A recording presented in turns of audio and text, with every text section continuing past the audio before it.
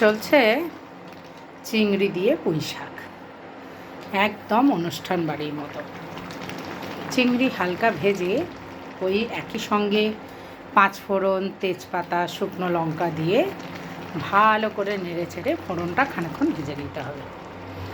তারপর কেটে রাখা পুঁই শাক, আলু দিয়ে দিতে হবে।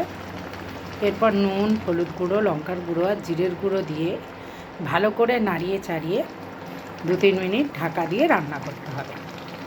সবজিগুলো হালকা ভাজা ভাজা হয়ে আসবে, তারপর অল্প জল দিয়ে নুন, পরিমাণ মতো মিষ্টি দিয়ে এটাকে সেদ্ধ করে নিতে হবে প্রায় 40%-এর মতো। তারপর কেটে রাখা কুমড়ো, বেগুন দিয়ে দিতে হবে।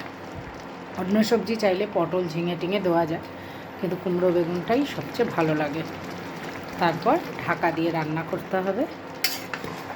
সবজি আমার সেদ্ধ হয়ে এসছে, এই সময় আমি দিয়ে দিয়েছি সর্ষে বাটা, আর তারপরেই এটাকে স্লো আছে জল শুকানো পর্যন্ত রান্না করলেই একেবারে রেডি পুঁই শাক চিংড়ির ঘন্ট।